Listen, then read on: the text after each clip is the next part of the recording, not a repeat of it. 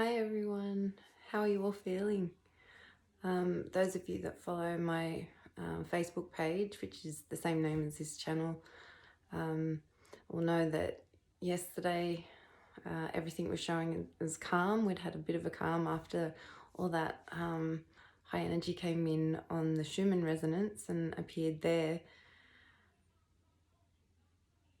It was that rumbling feeling that I've described before, and so yeah, I anticipated we were going to hit at least active level at some point within 2 days, and we didn't even have to wait that long. I think Schumann showed white activity again, I think within a couple of hours of me sharing that in a group, and then I think within about 15 minutes of me sharing it on Facebook. And then at 5 o'clock here in Australia this morning, we moved from calm into active status for about 3 hours. Then they gave us 3 hours, and then we had 3 hours calm, 3 hours active again, 3 hours calm. Now we're in another 3-hour active phase. So I know that they say unless it's a big solar storm, it won't have any impact, and that it doesn't have impact on humans. But, we're electromagnetic, and I think even if it creates a slight disturbance in the electromagnetic field, we're going to feel it, especially the sensitives. So yeah, I can't get enough water at the moment, and after I make this I will be going to bed. So before I share the information that I really want to share with you, I feel it's important to give you a bit of a lead up to how I got to this point of what I feel is happening right now, and I'll try and make this as brief as possible. So at the beginning of my journey, I'd learnt Reiki, and I was exploring a few other, I guess, more of the common healing modalities. And then I came across a video on YouTube, which was in fact Bringers of the Dawn, but the title of the video I saw was named the video that triggered my Kundalini Awakening. And of course, that got me interested. And at that point, I understood what the Kundalini energy was, but I didn't really understand it, if that makes sense. It was a very basic understanding of it. Anyway, I sat down. I think I locked myself in the bathroom, and I sat down and started listening to it, and I think I stayed there for like the full 2 and a bit hours, having so many intense reactions to this video. And anyway, that night, I remember laying in bed, and I was talking to my fiance, and all of a sudden my body started just convulsing, and it wasn't so much like a fit of some sort. It was more, have you ever been really, really cold, where it's a trembling that comes from your very core almost, and it's that real shuddering, and you can't stop it no matter how hard you try. It was that, but I wasn't cold. There were a few other things that happened. Very visceral and intense reactions followed that, that night. Looking back now, I can see clearly that video is very well titled, because I do believe that that's what I was experiencing that night, the beginning of that activation within myself. Prior to that, I'd been exploring Kundalini Reiki as well, so maybe that was all leading up to that moment. Anyway, shortly after watching that video and having that intense experience, I was given 3 words. And when I say given, I mean it was like they were just planted in my awareness. Not in the same way, you can sit there and find yourself thinking about, oh, I need to buy this for dinner tonight, or things like that, thoughts creeping in. This was like a boom, that you can't ignore. And those 3 words were Emerald Heart, Emerald Daughter, Emerald Sun. And I didn't obviously know what they meant. That meant nothing to me apart from obvious things like emerald being a crystal and a colour, and heart. So anyway, I can feel this intense energy coming in, those trembles starting, because I'm talking about this now and I haven't talked about this for ages. So just bear with me. So anyway, of course, that led me to try and find out what these words meant. And I started searching the internet and didn't have any luck with Emerald Heart, apart from, you know, talking about crystals and all that sort of stuff. And so then I looked up Emerald Daughter. And the very first thing that I was led to was the Kathara biospiritual healing, which was delivered through the Melchizedek, I can never pronounce it properly, I don't think, Melchizedek cloister Emerald Order. I can't profess that I understood the information at the time. I was able to grasp it and realize that it was significant and I was meant to do something with it.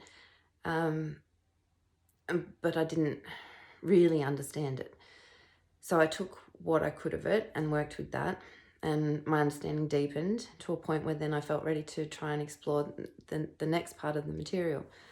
That was incredibly difficult to find. I even contacted the MCEO, and they said they weren't delivering the material, they would be at a later date. And when I even went to search for the original material that I'd downloaded and saved, I couldn't find it anymore. It was almost like it was there for me to find and then disappeared. I believe it's back out there now, but at that time it was really strange.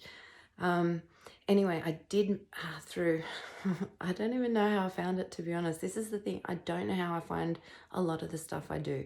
I just do. And then it seems to be relevant. And sometimes it's not relevant at the moment. I've realized a lot of what I'm about to share too were seeds being planted in my consciousness so that at a later point they could bloom, I guess, when they were meant to. So yeah, I then managed to find the second part of the information, and I just couldn't. It was just like somebody giving me a biology book and asking me to understand it, which it pretty much was, an energetic biology, so technical. And so I just had to put it away because I was getting so frustrated that I couldn't grasp it, and it seemed that I was meant to, because why else would I have been led to it? Anyway, so I just kept going with what I did understand and practicing with that and all of those sort of things. And then, sorry, these big shudders of energy, especially down my spine, are really drawing my attention. So I'm sorry if I vague out every now and again. And my eye is now twitching. I don't know what's going on, sorry.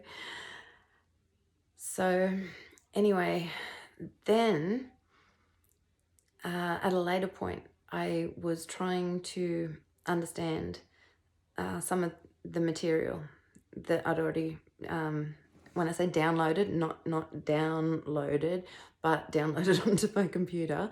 So I was going back over it, and then I was Googling things, and then that led me on this incredibly frustrating search that all these terms I was looking for, they were coming up with meanings, but they didn't mean anything to me. I've realized one of my strengths in navigating this path is an ability to instantly filter through enormous amounts of information, and it's like the bits that I'm meant to find almost glow. They stand out to me, and maybe it's not all of what's contained in what I've been led to, but there'll always be specific parts that I go, oh, okay, that's why I was meant to read this. And I'm sure you've all had these experiences in different forms and know what I'm talking about. So anyway, in order to find the answers I was looking for, anytime I did a search on the internet, I started adding the word spiritual next to it. So neck pain, spiritual meaning, and going straight there and filtering through all the other, normal information. And then that still wasn't enough. So then I had to start putting whatever I was searching for and the term ascension. And then I started to get somewhere.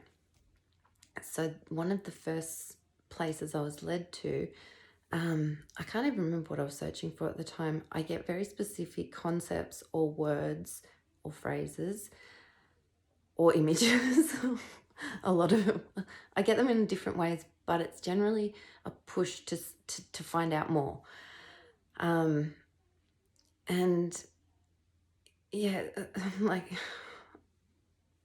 let me stay in flow, because otherwise I'll start going all over the place and then we're going to have a hot mess of a conversation. So anyway, I was looking up a specific term and it took me to a website called Ascension Glossary, run by Lisa Renee. And wow, did that change the game for me. I started finding so many things that fit, even if I knew I had pieces of the puzzle and I could see glimpses of what I was looking at, but I hadn't put them together yet. So again, seeds being planted. Over the years, I've been led back to her volume of works on Ascension Glossary many times. It seems to be, I'll be drawn to look up something, then I'll go away. Perhaps I still don't have a full understanding, but it's deepened. And then it's like I need time to unpack or let those seeds grow. And I hope you know what I'm trying to say here. I'm not not expressing it very well. So anyway, I thought, and what I found also was her information matched, almost overlaid on each other. There was differences, of course, because it was two different individuals sharing the same, I won't say the same, but sharing extremely similar information. And I thought, okay, one was, perhaps chance. Two is a coincidence, even though not a coincidence. And then the third thing that I was led to was the work of Shakina Rose, and that also lined up almost pretty much perfectly with the other two independent things that I'd been drawn to. And I thought, okay, well, 3, you can't write that off. So even then, while, again, my understanding of a lot of things deepened, and I was beginning to put more pieces of the puzzle together, I still wasn't there.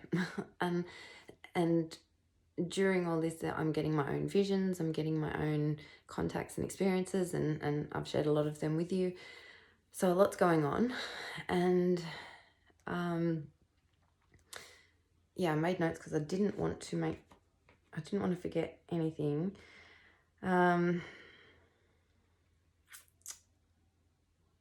So as I said, a lot of the time I will get specific phrases and concepts to look up and explore.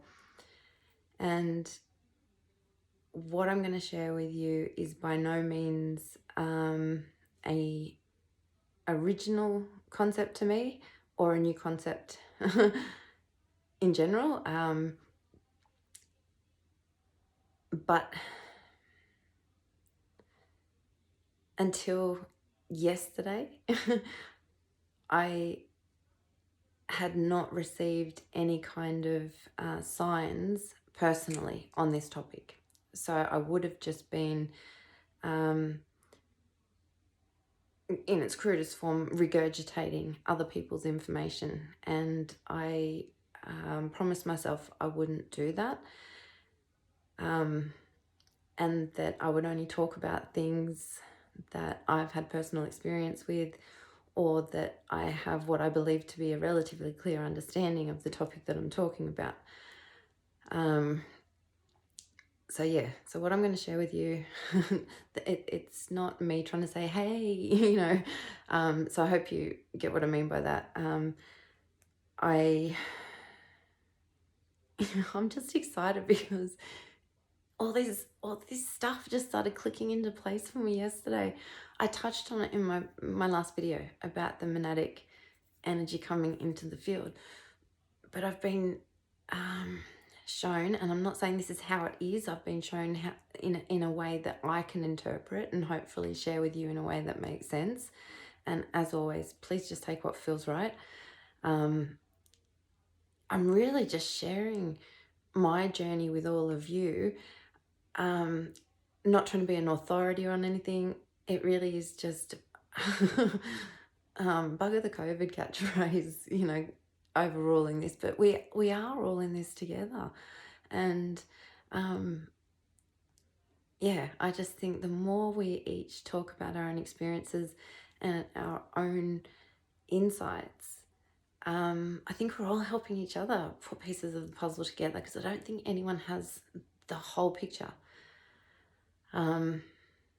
Well, I certainly don't.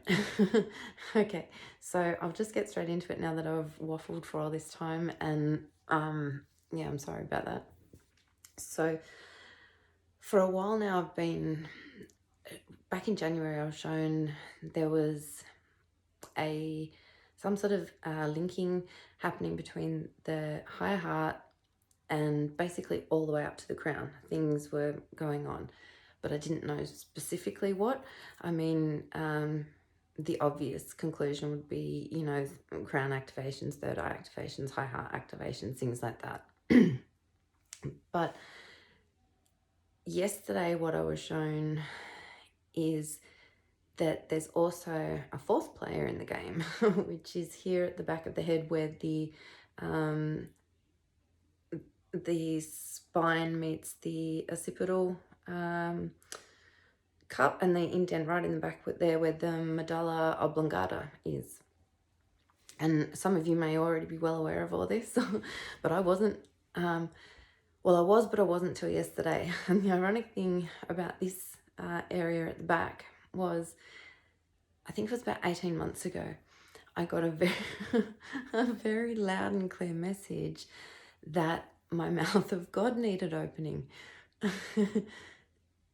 When I first got this message, I literally was like, because I'm not religious, as I've said, and I really thought for a second I was getting told basically that I needed to go and knock on people's doors and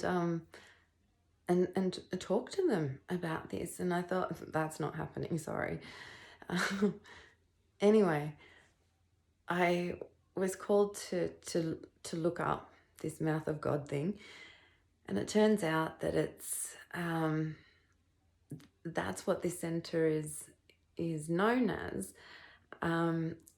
where the atlas sits on the top of the spine, and it has to be in an open position for like clear communication down the spinal cord and all of these other things. But from a spiritual perspective, it's known as the mouth of God, because this is where the higher spiritual energy enters, and I'll come back to that.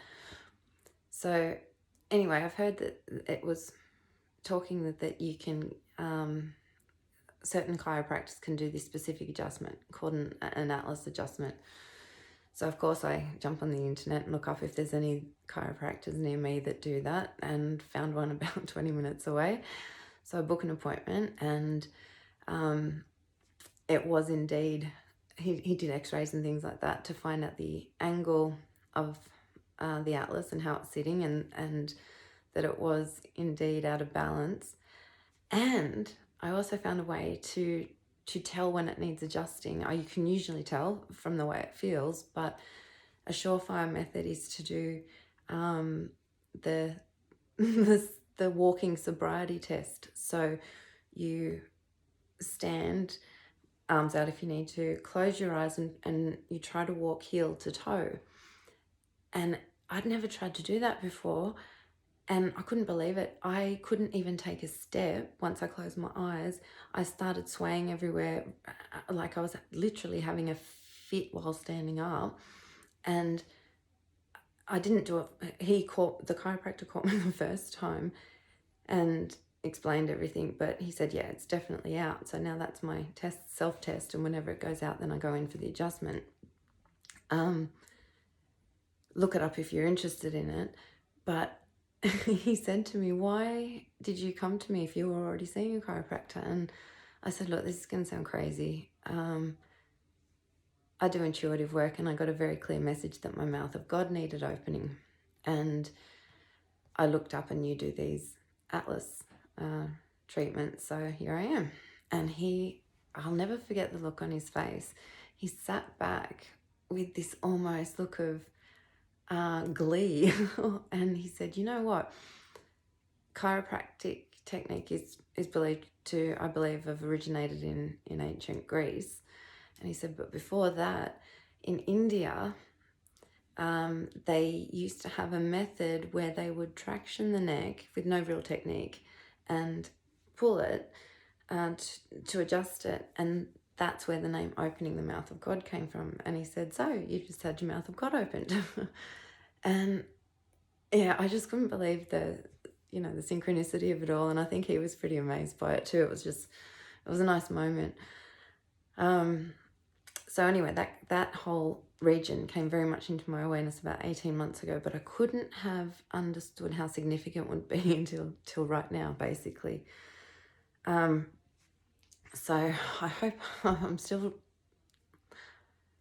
trying to make sure that I understand it and explain it in the best way possible. I've drawn diagrams, but I've just realized that if I hold them up here, all the words are going to be backwards, but hopefully you'll get a general gist of what I'm trying to convey. And you are welcome to visit my Facebook page, and I'll be posting them there. So if you're interested, you can find them there. But what I was shown was two images. So a triangle with the point going downwards within the brain itself. And I wasn't really sure what this meant. Excuse me. And so I knew that the pineal gland and the pituitary gland were obviously of significance, but I couldn't understand what the third component of this was. And then I got this strong urge to look up and I don't even know if I'm going to pronounce this correctly, the choroid complexus. I instantly touch my stomach as soon as I say plexus because of the solar plexus. That's funny. And so I'm going to try and hold this up for you. So the pineal gland is here, and the pituitary gland sits up here. No, hang on, I'm looking at sorry. The pituitary gland is down here, the pineal gland is here. What's sitting up here is the choroid plexus, which almost forms what would be the roof area of this triangle. So it's like an inverted pyramid almost. And I'll come back to that. But the other thing I'm being shown, and I don't know that it's literal. I'm not sure if it's a metaphor for me to understand the concept that I'm getting. And again, I don't know if this is right. I'm just sharing with you how I'm interpreting things. It's a diamond formation, but it's coming down in, then up the back, and then back up. So if you can see here, it's like running, showing me a connection from the crown to the third eye, to the thymus high heart area, to the occipital cup, which is that mouth of God, and ninth chakra area. So what I'm seeing is some sort of connection happening between the 6th, 7th, 8th and 9th, what I considered them to be anyway, chakras, and the associated parts in there. And so what I'm being shown is the monadic energy that I talked about before, here at that chakra at the back of the neck, where the skull meets the spinal column, that very top bone there, that whole area is where this higher spiritual energy, which I'm interpreting as the monadic energy, enters. So the higher self, so the soul is obviously a higher aspect of us, but this is now a higher aspect even more. The monadic energy is a collective energy rather than, when I say the individual energy of the soul, I'm referencing the soul at its, I guess what you'd class as, some people would say 7th dimensional self, fully, still fully unfragmented after its birth from the oversoul, I suppose. So when I class the soul as an individual energy, I'm meaning it that way. I do believe the soul energy is fragmented into many different aspects of us. So I am one aspect of my soul, and but I am a full soul at the same time, if that makes sense, as far as I can interpret it. So the other exciting part, so this is where I get to the other notes that I made. The other thing that I've been trying to look up and understand is, the other night I turned around to my fiance and I'm like, why do I need to understand what the ventricles in the brain are? And he said, I don't know. Why do you? And I said, I don't know. But I'm feeling this push that I need to understand. Still don't fully understand, but I'm going to share with you what I've come up with, and again put on notes so that I don't miss anything. So I'm sure some, if not all of you, have come across the term of the mystical marriage, and like the union of the divine God and goddess energy, the merging of polarities. Sorry, I'm getting a dead leg. All of those sorts of things. So what I've been shown is that once the Kundalini energy is activated, as it rises, it draws up the earth energy, and it is drawn up into the pituitary gland, which,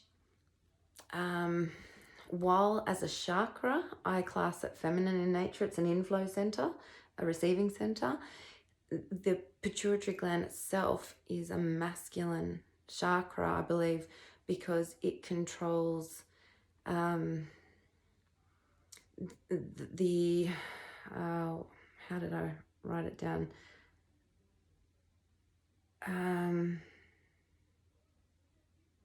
It's the thinking part of the brain, whereas the pineal gland is more about how much light is processed through the body, because it affects the optical nerves as well. So it's all about receiving light into our field, and so therefore it's feminine in nature. So while the crown extends an antenna up into the higher dimensions, it also brings and receives that information and stores it, I guess, in the pineal gland, waiting for this divine goddess energy to start moving up the spine and merge with the masculine energy that's in the pituitary gland. And then when this happens, the pineal gland is able to then merge essences with it and share the information, it's drawn in from the masculine spirit energy of the cosmos, I suppose, the universe, whatever you want to, from spirit. and this is where I get a basic understanding, but not technical. So from what I understand, the thalamus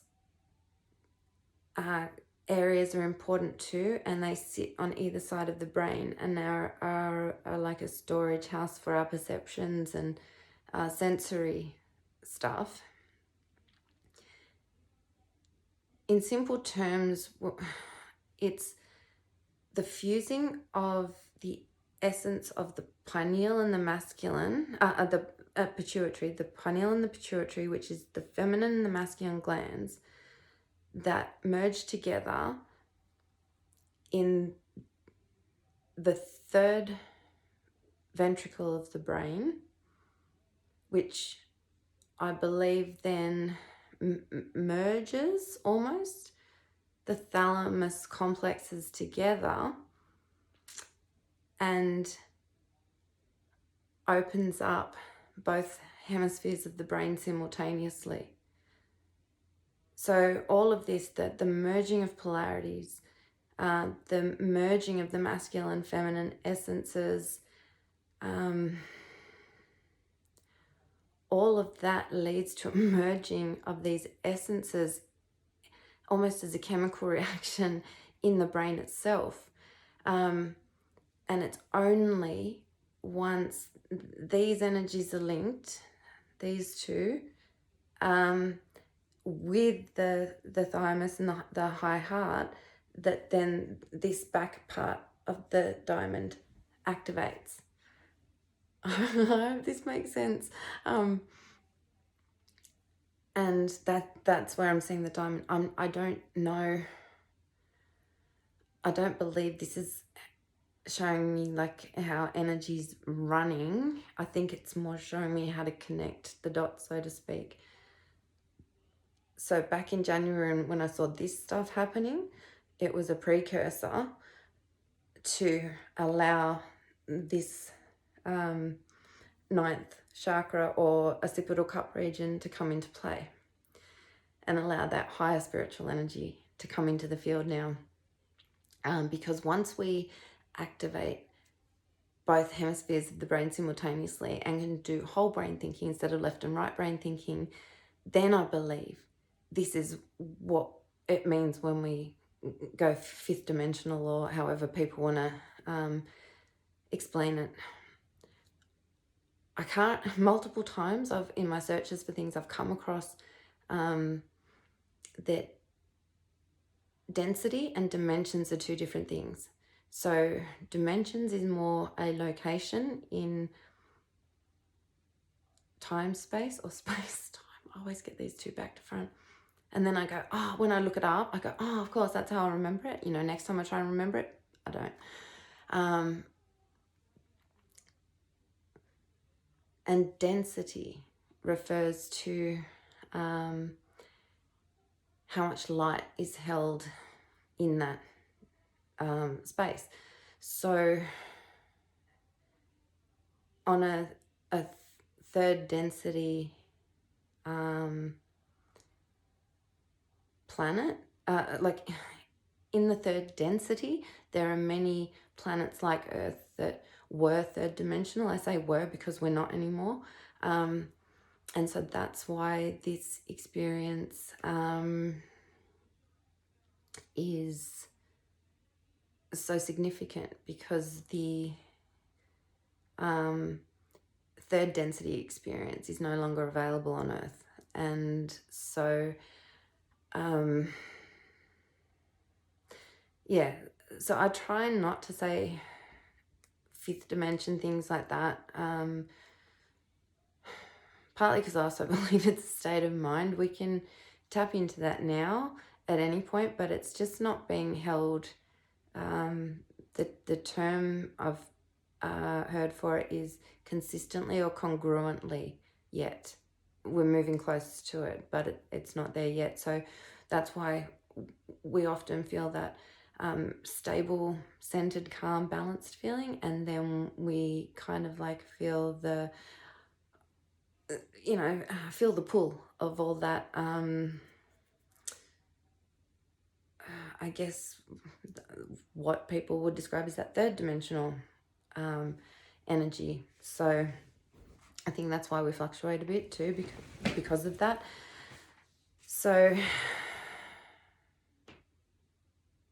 the exciting thing that I came, and again, I know definitely this has been referenced before, but I didn't understand it before. Because I didn't understand it, didn't really mean anything to me.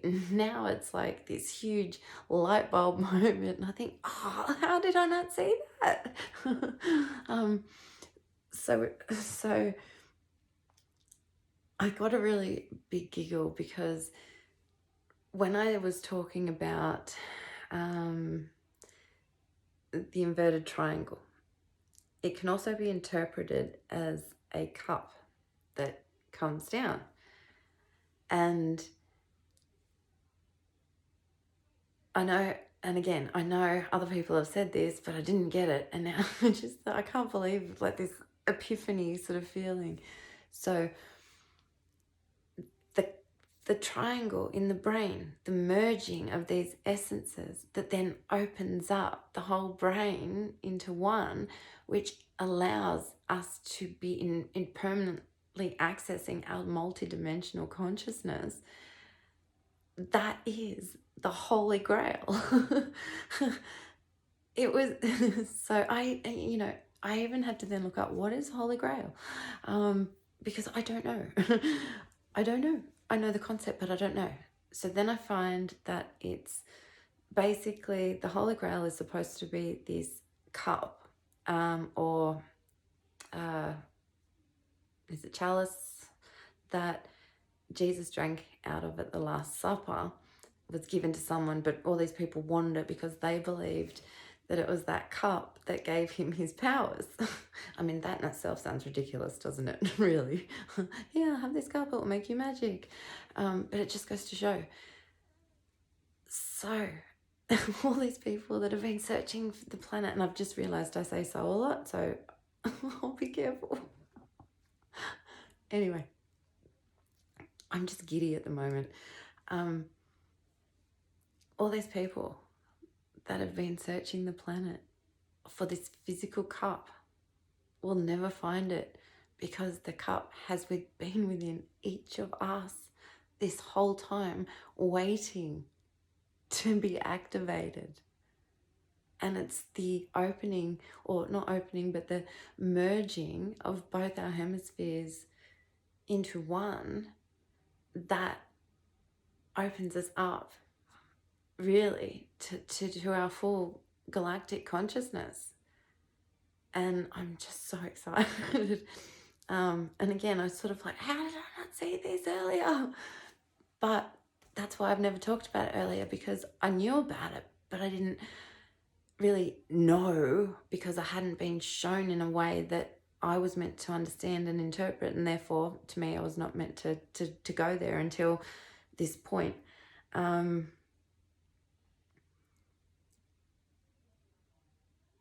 So I believe that at this point of the journey, some have already experienced it. I'm almost certain. I don't know that everyone's experiencing it. I don't know. They could be. I'm just not sure. I'm getting the feeling it's for those that are ready. And it's the monadic integration or merging that we're experiencing now, which means we're very close to what I believe is the next phase, where we open up completely. Again, the reason I say I don't know if this is happening to everyone, it's clearly, these energies are clearly affecting everyone to varying degrees, but it doesn't feel like everyone's ready for this yet. It's a very strong energy. So I feel some may receive, I don't know. See, I feel bad saying that not everyone's receiving it, but it just doesn't feel right to say that they are. So I'm just going to leave it there. I don't want to, I won't go any further with that. I know 100% what feels right to me, and that is those that are ready are receiving this integration and we're going, I guess this is the next phase that's talked about. So yeah, before my mind starts wandering, I really just wanted to share that with you. I'm sorry this has been longer than my usual videos, and yeah, I hope the information's been useful or at least interesting in some way. Whatever doesn't feel right, just leave it. And yeah, feel free to let me know how you're doing and everything, whether you can feel the shift in the calm to the active. Yeah. Anyway, sending you all big hugs, love, and I'll talk to you soon. Bye.